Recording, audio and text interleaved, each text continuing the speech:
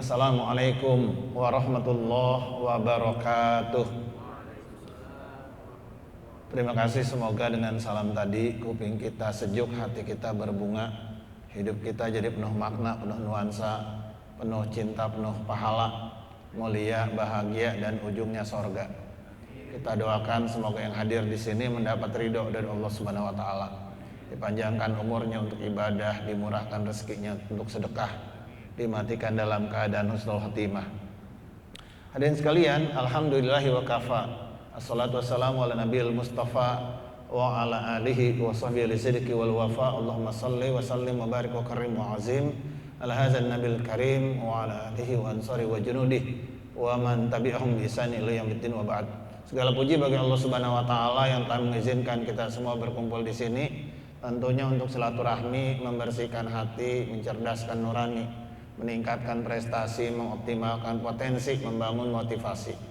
Tentunya dengan mengkaji, menggali nilai-nilai dan ilmu yang islami, dengan sama-sama meneladani sunnah Nabi, dengan sama-sama menyembah Allah penguasa langit dan bumi, hingga Islam bisa terus tersebar dan bersemi, panjinya berkibar sampai ke langit tinggi, walaupun kita semua harus terkapar dan mati seorang diri. Prinsipnya gampang, nggak boleh ada dua matahari walaupun bulan pudar cahayanya, nggak boleh tercabut iman dari sanubari walaupun nyawa kita jadi taruhannya. Langit yang 7 tinggallah 6, jatuh 1 di Selat Malaka. Langit runtuh, bumi tenggelam, yang tinggal cuma sorga dan neraka. Allah ciptakan di hati kita cinta, ya, dengan cinta kita bisa ke sorga. Cinta sama Allah, Rasulnya, alam semesta, sesama manusia, sorga. Bahkan nolongin anjing kehausan bisa ke sorga. Nolongin anjing aja berpahala, apalagi nolongin temen. Coba temen kita anjing bukannya cuma kadang-kadang aja. Nggak menarik gitu. Salah satu dua riwayat tentang menolong anjing. Yang pertama pemuda, yang paling masyhur tentang pelacur yang nolongin anjing. Yang ditolong dianggap dalam Islam hewan yang najis, sementara yang nolong pekerjaannya yang termasuk pendosa besar. Tapi wasilah kebaikan bisa membawa kita ke surga. Kalau kita sekarang kan enggak. Kalau kita nolong dia, emang dia nolong kita? Itu yang kita pikirin. Kalau kita nolongin dia, emang itu pekerjaan kita, job desk kita? Kan bukan. Dia minta jalan, saya aja mau buru-buru, otak kita materialistis, susah. Orang minta jalan, ini mobil mau masuk nih minta jalan. Jalan kita bukan jalan kita aja diminta, kita pelit. Bagaimana kalau tuh jalan punya kita? Bakal jadi togut kita semuanya. Baru minta jalan, belum minta duit kita.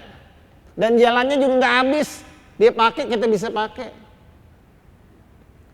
Emang segitu jahatnya kita ketika kita lupa diri. Allah ciptakan di hati kita cinta, yang dengan cinta kita bisa ke surga. Tapi kan dengan cinta juga kita berburu neraka. Karena cinta sama keluarga, ya, kita nyolong duit negara, kita lari ke Singapura, ketangkep juga, di penjara pura-pura lupa. Segala laut dipagerin. Kurang apa coba? Ya, kita kalau ngomongin kebijakan agak berat karena alasannya terlalu banyak begitu. Buat orang-orang bodoh dan kampung seperti saya agak bingung ketika pulau ujuk-ujuk dimasukkan ke provinsi lain. Selama ini nggak ada masalah, tiba-tiba ya Allahu a'lam. Ya. Hadirin sekalian, dengan cinta kita bisa ngumpulin pahala. Dengan cinta juga manusia ngumpulin dosa. Pacaran beda agama, nikah antar agama, semua agama dianggap sama. Kita cari banyak alasan. Sampai ada seorang, saya lihat di reel, ada seorang budayawan nanya ke Ustadz di TV. Nah, yang ditanya Ustadz Dasat Latif, ya. Sambil matanya gaya dia melotot-lotot ke Ustadz, melotot-lotot, ya Allah. Enggak, maaf, kalau mau galak-galakan Ustadz juga bisa, tapi kan itu bukan akhlak yang bagus. Kita mah ngobrol. Ustadz, mohon maaf, kenapa hukum negara melarang nikah antar agama? Ini bagaimana Ustadz tanggung jawabnya? Saya punya keyakinan, tapi saya yakin cinta di atas keyakinan. Berarti lo nggak yakin. Ente punya keyakinan, terus ente bilang keyakinan di bawah cinta di atas keyakinan. Berarti keyakinan ente yang tadi kalah dengan keyakinan yang kedua dong. Berarti yang ente yakinin apaan? Yang kedua itu juga bahaya. Cinta itu luar biasa umumnya. Islam memagari cinta supaya kita nggak salah jalan. Ayatnya kan apa? Wala takunu kallazina nasullaha fa ansahum anfusahum. Jangan sampai kita lupa sama Allah. Kenapa? Nanti kita lupa diri. Lupa diri, lupa bini punya duit. Akhirnya ya udah jadi pemimpin isunya pakai perempuan. Nggak tahu pemimpin yang mana, itu cari-cari sendiri kan masih beda gitu ya. Iya kan? Udah jadi pemimpin korupsi. Kan ente udah mulia sebagai pejabat, sebagai anggota dewan. Korupsi buat apaan? Lupa diri. Makanya kenapa kita nggak boleh lupa Allah? Karena nanti kita lupa daratan. Kalau bini, maaf ya, ini logika yang pahit gitu ya. Kalau orang punya bini jelek, sakit-sakitan, udah bengek, udah mau mati, dia tiba-tiba naksir perempuan lain dan dia selingkuh, mungkin secara logika, secara iman gitu, patut brengsek, secara logika masih logis. Lebih bininya cakep, kaya, masih selingkuh juga. Ini contoh betapa jangan sampai kita lupa sama Allah, ntar kita lupa diri. Kita ngomong cinta di atas segalanya. Bapak punya istri bapak tiba-tiba reuni ketemu CLBK-nya, ya cucian lama belum kering.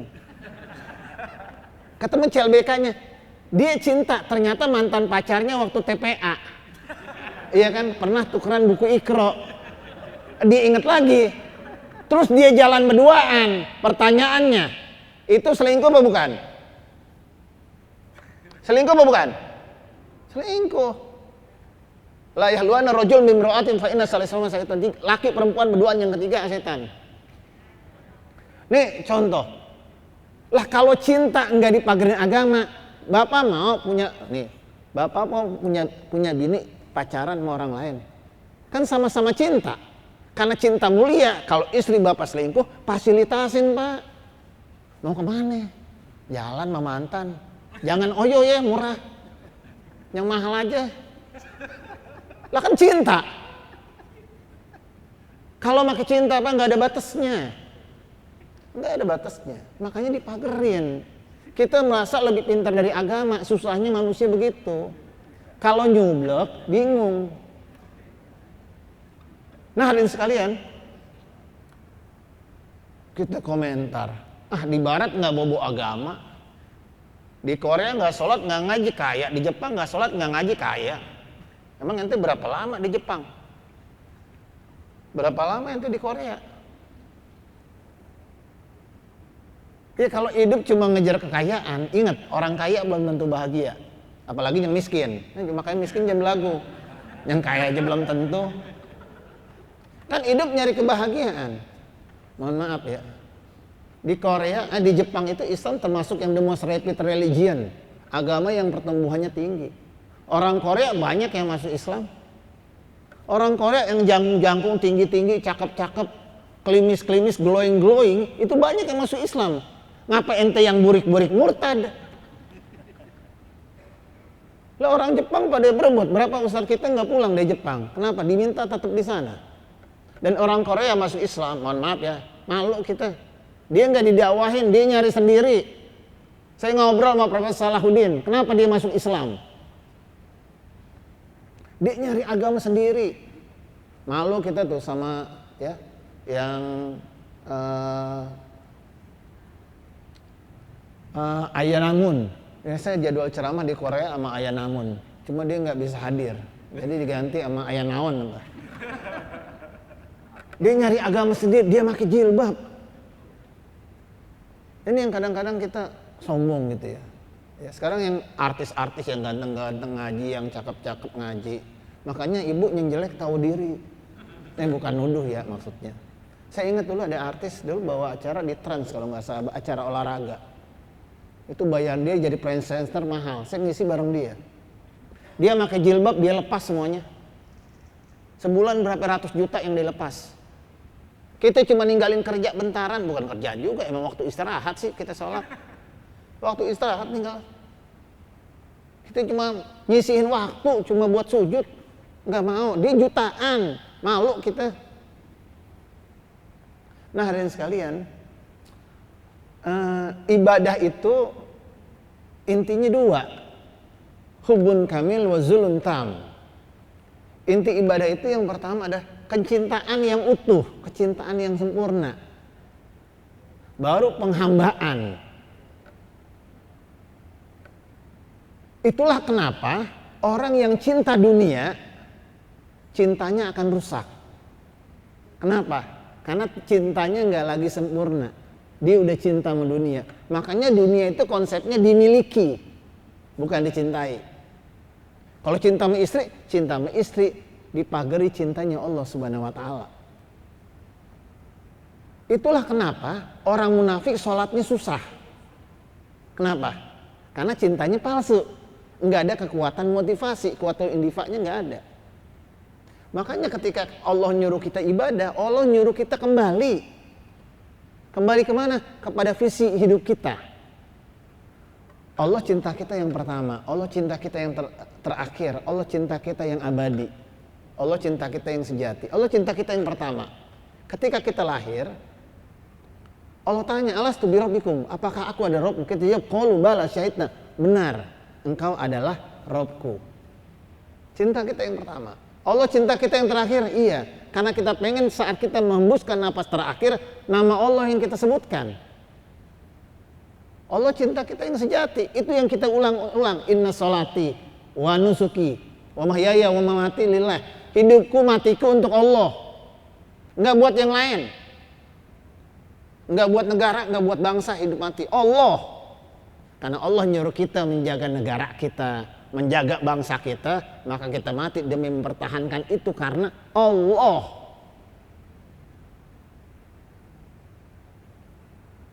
Hidup, mati, pengorbanan kita Allah Subhanahu wa taala. Nah, hadirin sekalian, makanya ketika orang cinta sama Allah Subhanahu wa taala, dia akan selalu menemukan jalan untuk kembali. Kenapa? Karena cinta akan menemukan jalannya. Ibu, ada orang ngaku cinta sama ibu, tapi WA ibu nggak dibalas. Pesannya nggak dibaca, diajak ketemuan susah, ke rumah nggak mau. Yakin nggak mencinta begini? Saya kan udah punya suami, oke, punya suami begitu. Kita punya suami, pesan nggak dibaca, WA nggak dibalas, disuruh nggak mau, jalan bareng nggak mau, tahu-tahu jalan sama orang lain. Marah nggak? Marah. Nah, kita ngaku cinta sama Allah, suratnya kita nggak baca. Panggilannya nggak kita jawab, ke rumah Allah kita males. Perintahnya kita nggak nurut. Sama dunia kita taat banget, sama dunia. Ya kan kalau suruh itikaf, susah. Tapi kalau dipanggil bos lembur, cepet. Berapa sih bayaran bos lembur? Semalam 2 juta. Allah kasih sorga seisinya. Kan kita nggak mau. Kita ngaku cinta sama Allah, tapi Allah nggak lagi jadi prioritas kita. Bu, kalau orang ngaku cinta sama kita, tapi kita nggak diprioritaskan lagi, berarti bukannya dia sibuk, bukan. Emang kita bukan lagi sesuatu yang penting buat dia. Sibuk, Pak. Saya punya santri, hobinya ngerokok. Di pondok nggak boleh ngerokok. Pondok itu diseng, kanan kiri seng. Sekitar pondok sawit tahu sendiri, kalau malam ada pocong, kalau wewe, genderuwo. Bukan cuma ular sanca, biawak, ada biawak di situ. Ada santriwati siang-siang mau berbiawak. Biawak di situ. Mana sebelah sananya ada kuburan, kurang apa seremnya. Depan ada security. Itu santri hobinya ngerokok. Stop dia nggak ngerokok, enggak, dia manjat seng. Samping kuburan dia ngerokok, setan-setan belakangan, gue mau ngerokok. Ya, ntar kalau mau nakut-nakutin, ntar saya ngabisin dulu. Habis ngerokok dia kabur, mau belakangan. Ular dia nggak takut, dia mau ngerokok. Ini contoh jelek. Tapi kalau Bapak mencintai sesuatu, pasti menemukan jalannya. Kita ngaku cinta sama Allah, pasti ketemu jalannya. Nggak mungkin enggak. Ada ABG bikin paspor ke teman saya. Di grup WA dikasih tahu nih anak SMP bikin paspor. Ternyata tuh anak SMP hobi nonton BP, ya. Blackpink. Dia fandomnya Blackpink, Blink, ibu tahu Blink, ya. Nah, kalau ibu-ibu nggak kurang tahu ya, ibu taunya drakor biasanya. Kalau fandom kan ABG ya. Kalau bapak-bapak nggak drakor, dracin ya, dracin, drama Cina. Yang suamiku yang satpam ternyata security, itu kan begitu ya. Dia bangkit kembali besok gitu. Terus suka muncul di Facebook. Jangan diklik Pak, biasanya nggak ada terusannya. Susah dicari, terusannya susah. Nah hadirin sekalian, dia menonton Blackpink, war ticket di Jakarta nggak dapat Pak. Nyerah enggak. Anak SMP bikin paspor, ditanya sama teman saya, ini udah bilang orang tua belum? Belum. Ini bikin paspor dari mana? Nabung. Mau kemana? Singapura. Ngapain? Nanti nonton Blackpink. Berapa bulan lagi? Cinta menemukan jalannya. Kalau kita nggak menemukan jalan kembali kepada Allah, berarti memang kita nggak cinta-cinta amat sama Allah Subhanahu Wa Taala. Nah, hadirin sekalian, itulah kenapa kembali kepada Allah disebut pulang. Innalillahi wa inna ilaihi rajiun. Saya menarik, kenapa? Perkataan ini muncul ketika kita punya musibah. Ya, idza asabatu musibah qalu innalillahi wa inna ilaihi rajiun. Allah seakan mengingatkan kepada kita, seberat apapun ujian kita ada Allah di situ. Allah ngasih garansi, dunia milik Allah, engkau milik Allah, nggak takut musibah. Allah yang jaga. Kembaliin semua ke Allah. Berapa hilang duit? Ada orang dulu krisis ekonomi, hilang duit ratusan juta. Oh, pebisnis tekstil, loncat dari apartemen di Tanah Abang kalau saya nggak salah, apartemen. Kalau inget tuh yang orang India loncat dari hotel. Kenapa? Stres, krisis ekonomi. Uangnya hilang di bank berapa ratus juta. Lah kalau orang yang ingat Allah tahu semua milik Allah. Bapak kehilangan duit berapa? 500 juta. Bersyukur Pak. Kok bersyukur? Lah Bapak bisa kehilangan berarti punya. Lah saya nggak kehilangan orang nggak punya. Berarti susahan sama. Kan saya. Ngapain yang bunuh diri Bapak? Saya kudunya. Bapak kerampokan, duit, mobilnya hilang dimaling. Nangis, stres. Nggak usah stres Pak. Bapak kerampokan mobil berarti punya. Punya. Saya nggak pernah kerampokan mobil, kagak punya. Susahan siapa? Saya. Lah ngapa Bapak yang nangis? Harusnya saya yang nangis. Saya kagak nangis, Bapak nangis. Saya nyarinya susah Pak. Bapak bisa nyari, berarti Bapak bisa rebut kembali. Kalau kata orang sekarang kan sesuatu yang gak bikin kita mati akan menambah kita lebih kuat. Maka ujian cuma sarana buat kita bisa bangkit dan maju kembali. Makanya Allah bilang udah innalillahi, milik Allah. Tenang aja udah. Allah yang ngasih kita perlindungan. Tenang, udah balik ke Allah. Berapa? Rumah, ntar Allah kasih lagi. Rumah, istana di surga seluas langit dan bumi. Cuman kita nggak sadar. Nah hadirin sekalian, ketika manusia lupa sama Allah, akhirnya apa? Dia kehilangan orientasi tujuan hidupnya. Contoh nih, kerja buat bahagiain keluarga. Pulang kerja berantem sama bini. Lah nggak usah kerja Pak kalau begitu. Lah kan kita kerja buat bahagiain anak. Di rumah ribut mulu sama anak, nggak usah kerja. Kalau kita kerja buat bahagiain keluarga, ke rumah bawa cinta Pak. Ini pulang ke rumah berantakan, ngamuk-ngamuk. Apa nih berantakan? Semuanya ditendangin. Pas ditendang keras, anaknya lagi tidur. Mati gitu anak. Pas saya nyampe pulang rumah berantakan, kan bisa ngedumel aja. Ini kenapa sih berantakan? Angkat atuh. Ini ngapa berantakan sih udah malam? Rapi ngomel Pak, bersih. Oh saya kerja capek, capean mana sama istri? Yang di rumah, yang di kerja kantor luar biasa, lebih capek lagi. Kenapa? Udah istri ngurusin rumah tangga, kerja juga, bantuin suami. Pahalanya 2. Asal gak lupa bersyukur, gak lupa sama Allah. Nah hadirin sekalian, ya, Bini nih di rumah, anaknya 3. Yang 1 dimandiin, yang 2 berantem. Yang 2 dipisahin, yang 1 kelelep. Nah, ibu mandiinnya di mana itu? Nah, kita lupa bersyukur. Akhirnya apa yang terjadi kemudian? Lupa diri, lupa daratan. Nah, hadirin sekalian, kalau kita mau ingat-ingat betapa yang Allah berikan kepada kita, itu luar biasa indahnya, amazingnya, dahsyatnya. Cuma kita lupa. Yang merasa udah tua, angkatannya Hindamsik ada berapa orang? Enggak ada ya? Cuma Pak Suryadi doang ya? Mungkin ada yang ingat angkatannya Faruk Apero ada? Bu, dulu enggak ada handphone. Kita ngubungin orang susah. Keluarga kita disakit, kita mesti kirim telegram. Telegram yang original ya. Bukan yang udah digital. Ngirim telegram itu tulisannya satu-satu. CPT, PLG, BPK, SKT. Cepat pulang bapak sakit. Kenapa? Nambah koma, bayar. Kalau ingat. Iya kan? Itu mahal. Sekarang kita bisa handphone. Kurang apa? Ini kata kalau ibu bisa nelpon video call ke kampung ibu saat ini pakai handphone, itu dilakukan di zaman dulu, ibu dukun. Cuma dukun yang bisa ngelihat orang jarak jauh pakai baskom. Wah, pakai baskom. Gimana nenek saya di kampung nggak apa-apa, mencret doang nih kayaknya. Coba.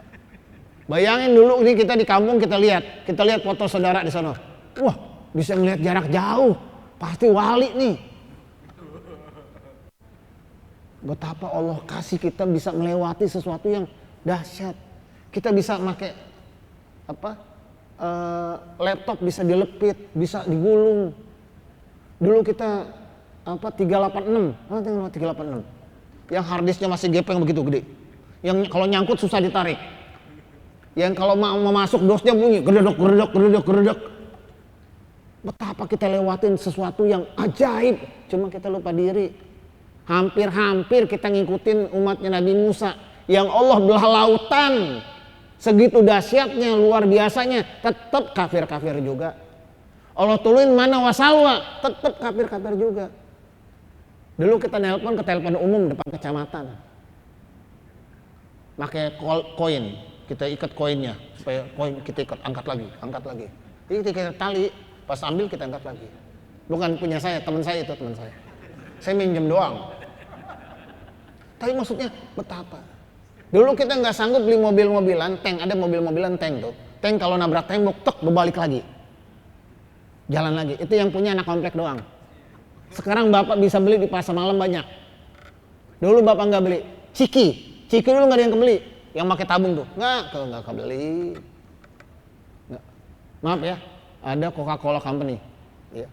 Dulu kita nggak kebeli, Coca-Cola nggak kebeli, Sprite nggak kebeli. Kita Orson melimun, sama Sarsaparilla, tuh Sarsaparilla. Wah itu enak. Oh sekarang kebeli semua, walaupun tetap kita nggak beli karena Israel. Per-peran aja ya nggak. Dulu kita nggak kebeli, terus kita bilang hidup kita berat, enggak.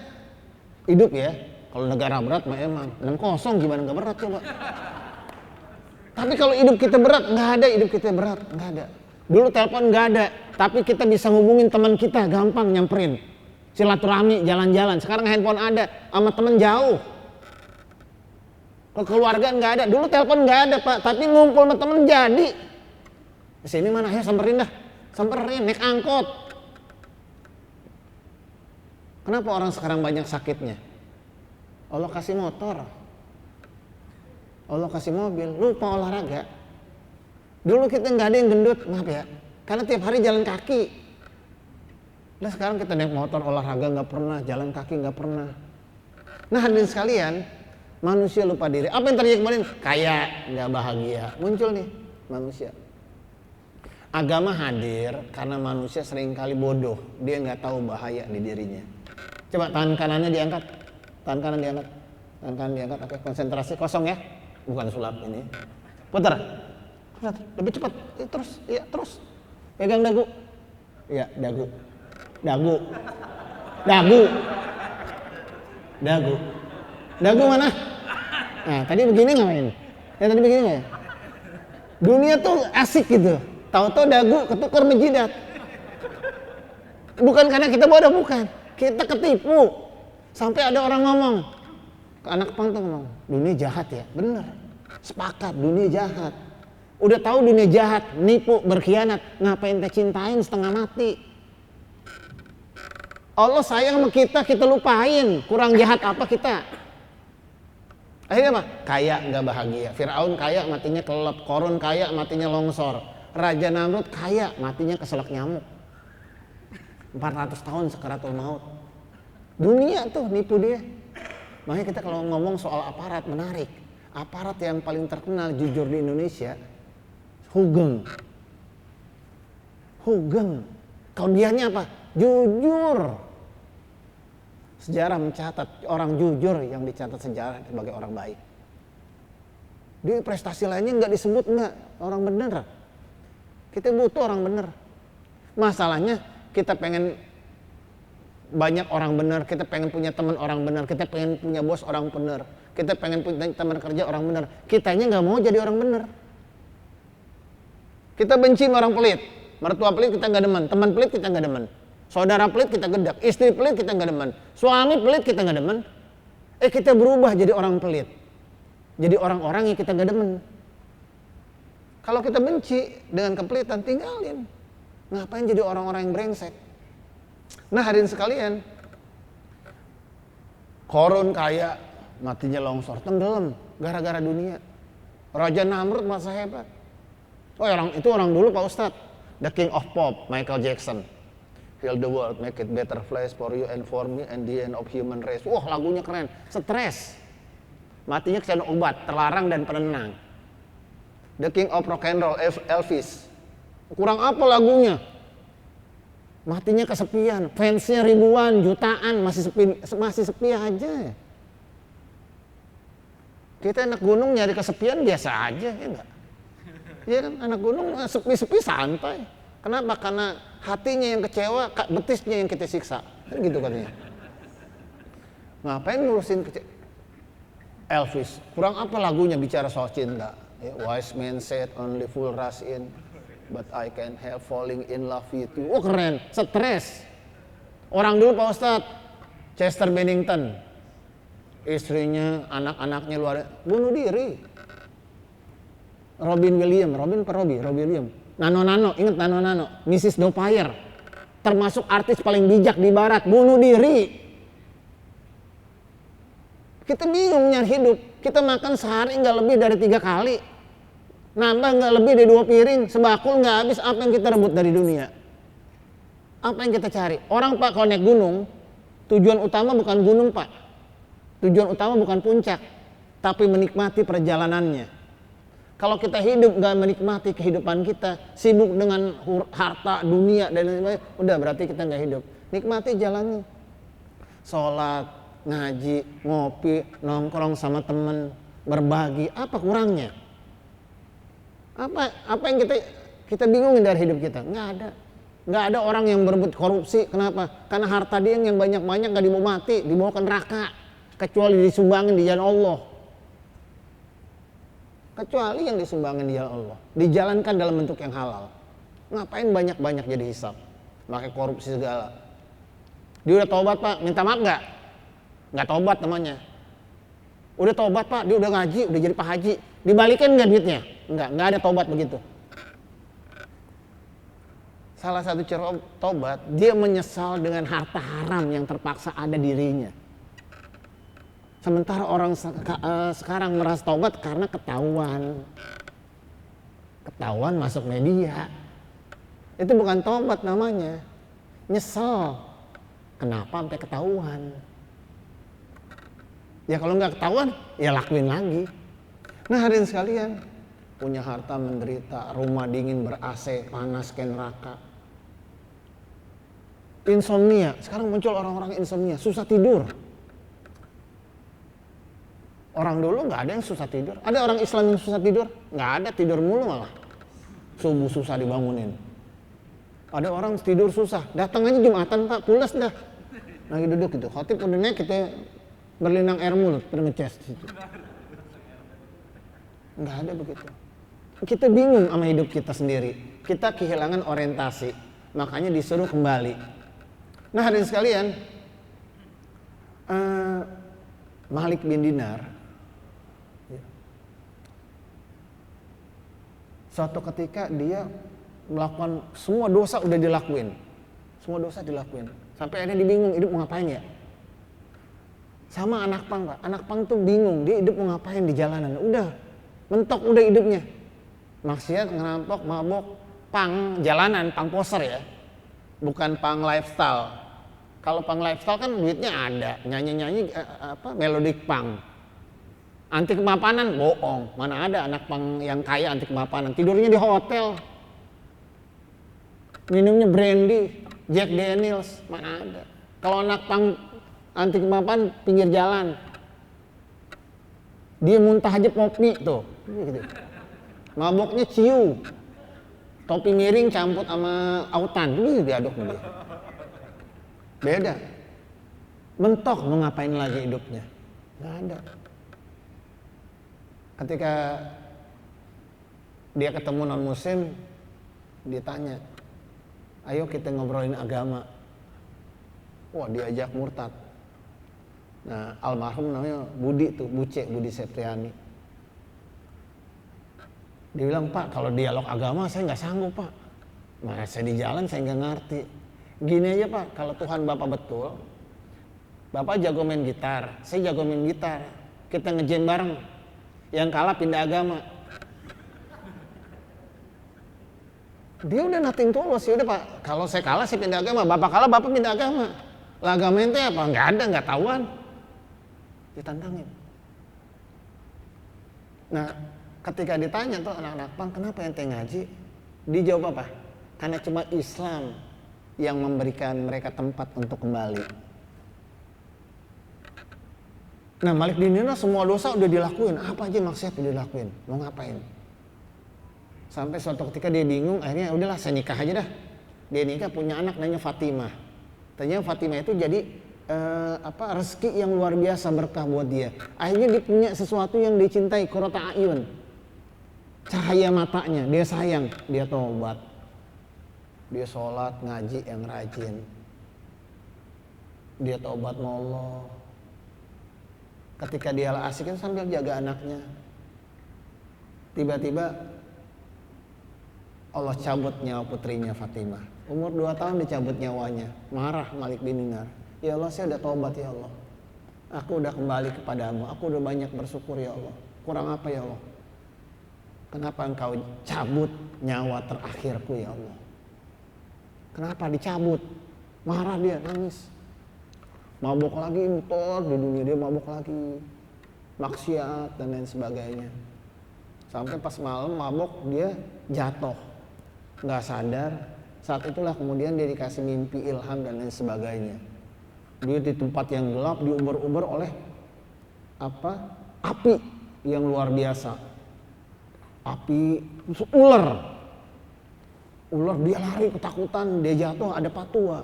Pak tolong saya. Akhirnya kata patuanya, kakek tua itu bilang jalan ke sana, terus jalan ke sana. Pak tolong saya nggak bisa jalan ke sana. Dia jalan lagi, dia jatuh. Ketika dia jatuh ular yang luar biasa dan api ngepung. Dia udah panik, tiba-tiba di ujung dia lihat cahaya yang makin lama makin besar. Dia lihat taman indah, anak-anak kecil lari di situ. Anak-anak kecil lari. Tiba-tiba anak kecil itu bersuara, Fatimah, ayahmu datang. Kaget dia, Fatimah nama anaknya. Kalau di film itu tiba-tiba ngezoom kameranya gitu ya. Ngezoom, datang tuh anak-anaknya. Kalau kayak bayangan kita begitu. Anak-anak tiba-tiba dari anaknya keluar satu orang. Putrinya Fatimah yang dicintai, dia nangis. Kegelapan hilang, apinya hilang, ularnya hilang. Fatimah memangku ayahnya. Ayah, apa kabarmu? Aku nggak baik-baik saja. Aku kehilangan engkau anakku. Apa kata Fatimah? Ayah, sungguh Allah mencabut nyawaku. Karena dengan itu Allah memasukkanmu ke dalam surga. Karena dengan itu kemudian anak jadi syafaat buat bapaknya. Api itu balasan dari maksiat dosa-dosa kita. Ular kejahatan-kejahatan yang kita lakukan. Orang tua, kakek, amal yang gak seberapa. Makanya buat orang yang tobat, kadang-kadang tobat tuh berat. Kenapa? Kan kita mikir kalau kita hijrah tiba-tiba rezeki kita banyak. Tahu-tahu banyak yang membantu. Enggak begitu. Tanya yang mu'alaf. Makanya kalau ngeliat orang mu'alaf tuh kadang-kadang itu luar biasa. Susah hidupnya. Dimusuhin orang, jilbab minta. Kadang-kadang makan tuh ngarepin zakat dari orang lain. Tapi dia tabah. Kadang-kadang Allah berikan kepada kita ujian ketika kita hijrah. Kenapa? Karena balasan ujian adalah sorga. Jadi ketika hidup kita berat, kembali ke Allah. Karena Allah akan kasih tahu, kita nggak butuh yang lainnya. Nabi Musa mau dicabut nyawanya. Datang malaikat. Ketika malakul maut itu datang, dia tanya, mau apa engkau? Aku diminta untuk mencabut nyawamu. Apa kata Nabi Musa? Mana ada seorang kekasih hendak membunuh kekasihnya. Balik engkau. Malaikat disuruh gitu nggak bisa jawab. Ntar saya bawa pengacara dulu dah. Ini jawabnya bagaimana? Iya kan nggak bisa jawab. Dia lapor ke Allah. Kan kisah ini luar biasa. Disampaikan kepada malaikat, sampaikan kepada Musa. Kekasih mana yang nggak rindu bertemu kekasihnya? Datang malaikat, wahai Musa. Disampaikan kepada engkau, Allah sampaikan kepada engkau. Kekasih mana yang gak rindu bertemu kasihnya? Apa kata Nabi Musa? Cabut nyawaku sekarang. Cabut nyawaku sekarang. Kita ngaku cinta Allah, tapi kita gak ada kerinduan sama sekali. Ya. Gak ada keinginan sama sekali untuk kembali ke Allah Subhanahu wa Ta'ala. Itu beratnya. Nah hadirin sekalian, apa pentingnya kita tobat? Panggilan Allah kepada orang-orang yang bertobat itu luar biasa. Kalau Nabi mengatakan syafaati li ahlil kabair min ummati, syafaatku buat para pendosa besar. Saking sayangnya kita, yang maksiat aja dipanggil itu dengan syafaatku buat para pendosa besar dari umatku. Kurang apa sayangnya? Ya kan cuma kita nggak sadar gitu ya. Lalu Allah panggil orang-orang yang lupa mau dengan kata-kata yang alam ya'ni lil ladzina amanu. Apa belum tiba saatnya buat orang beriman antasya qulubuhum bi zikrillah, untuk kembali khusyuk ingat mau Allah. Ente belum kapok maksiat belum? Sampai kapan? Sampai kapan? Saya ingat dulu waktu Jalan Paragroup, pas saya mau ceramah ada kecelakaan. Kecelakaannya ternyata salah satunya kakek bawa motor, umurnya udah 50-an, bapak 60-an. Jadi dia ternyata disusul sama anak muda. Dia merasa motornya kenceng, dibalap tuh anak muda. Mati nih, gatsu. Tabrakan. Kenapa? Ubur-uburan naik motor. Ente kurang ngerjaan apa ya ngubur motor orang? Biarin aja di dulu, kita masih sayang nyawa. Rebutin apaan semenit 2 menit? Kalau takut telat jalan lebih pagi. Dunia gak bakal bikin kita puas. Makanya ulama mengatakan bahwa semua orang akan kembali pada Allah nanti saat dia mati. Dan orang yang bahagia adalah dia yang kembali kepada Allah saat dia masih hidup. Kenapa? Karena ketika kita masih hidup kita akan menyadari bahwa Allah adalah cinta kita yang abadi. Ada orang yang hobinya naik gunung. Dia tidur di kemah kehujanan, padahal kasurnya empuk, dia tinggalin kasurnya. Dia bayar, apalagi kalau kartens bisa 75 juta, dia bayar duit banyak supaya makan di tanah sambil duduk di tanah, nggak ada bangku. Dia jalan capek, dia tinggalin mobil sama motornya. Udah jalan hampir mati lagi, bahkan ada yang mati hipotermia, ada yang mati jatuh. Pertanyaannya, se-worth it itu nggak naik gunung? Apa? Coba tanya orang yang naik gunung, worth it nggak? Apa kata dia? Ente belum tahu betapa indahnya puncak gunung. Saya mau kasih tahu Pak, kalau ada orang berani mati capek di tanah jalan, dia korbankan hartanya, dia tahu ada yang lebih indah dari puncak Rinjani, ada yang lebih indah dari puncak Himalaya, ada yang lebih indah dari puncak Kartens. Ada yang lebih indah dari puncak Semeru. Apa itu? Surganya Allah Subhanahu wa Ta'ala. Ada orang rela nembus badai hipotermia cuma nyampe puncaknya pegunungan. Harusnya kita orang-orang yang mampu berani menembus badai, menembus hipotermia, menembus beratnya perjalanan. Buat apa? Karena surganya Allah Subhanahu wa taala selamanya. Selamanya. Pendaki FOMO ya katanya pendaki FOMO, artis-artis berebut Pak cuma buat foto-foto. Di Instagram foto-foto nih cakep di gunung. Ayo kita berebut ke sorga, ntar kita foto-foto cuma nggak tahu masang di mana kalau di sorga. Yang penting kita udah sampai. Zaman Nabi Musa, hujan turun, hujan nggak turun-turun, matahari terik luar biasa, panas ya, maaf saya lihat, panasnya luar biasa, menter. Orang bingung, air udah nggak ada. Lapor ke Nabi Musa, ya Nabi Musa, air nggak ada. Kemana kita mesti kembali? Gimana kita nyari air? Kata Nabi Musa, ayo kita ngumpul sholat. Kalau kita istisqa kan, dikumpulin binatang, pohon dikumpulin, ya Allah minta hujan ya Allah. Kalau bukan buat kami, buat hewan-hewan pepohonan di sekitar kami ya Allah. Hujan enggak turun, matahari makin panas. Nabi Allah Musa, ya Allah ada apa ya Allah? Apa kata Allah? Di antara kalian ada yang 40 tahun maksiat, kagak tobat-tobat. Ternyata dosa kita yang bikin kita nggak berkah. Nih bangsa, tobat aja kita bareng-bareng dah, berkah dah. Maksud tobat dong? Iya, kalau kita tobat kan berhenti korupsi. Satu aja kita berhenti korupsi, kaya nih bangsa. Saya makanya bingung kalau ada training cinta nasional, cinta NKRI, saya bingung.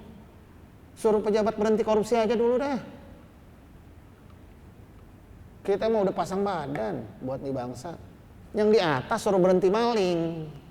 Gak usah kebanyakan training, gak usah. Kaya nih bangsa Pak, tobat aja dulu. Wah, masa cuma karena maksiat langsung berkah dicabut?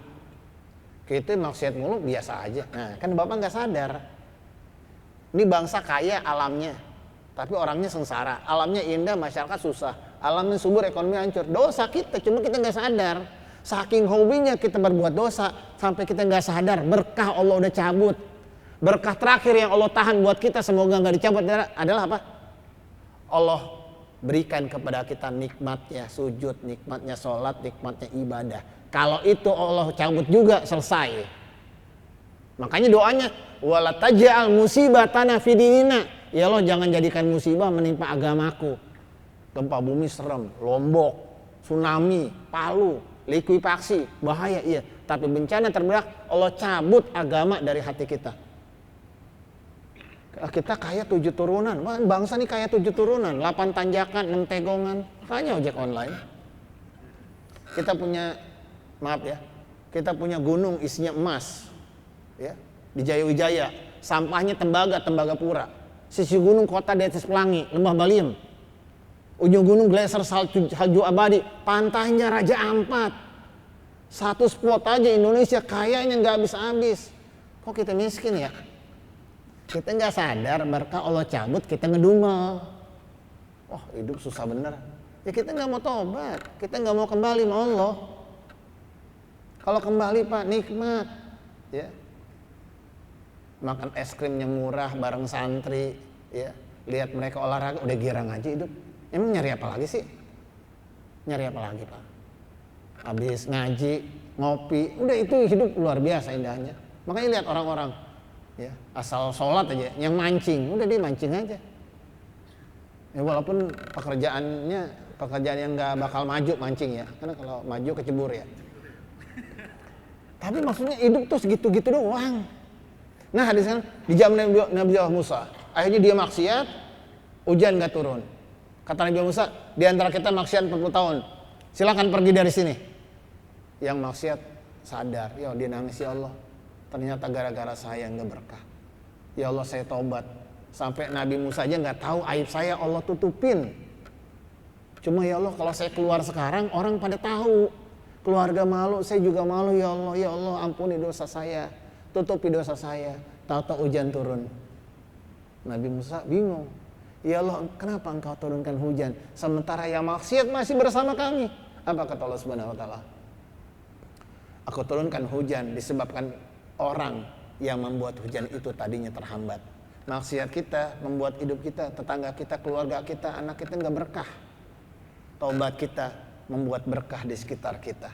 Kembali sama Allah Subhanahu wa taala. Hadirin, istilah pulang itu agak umum, agak masih nggak jelas di kita. Tapi ketika masuk ke wacana modern kita baru ngerti. Makanya ABG, medsos itu selalu ngomong soal orang yang kembali kepada kekasihnya, kepada cintanya disebut pulang. Karena engkau ada rumah bagiku, kan gitu. Yang jadi masalah, kita merasa nggak Allah ada rumah bagi kita.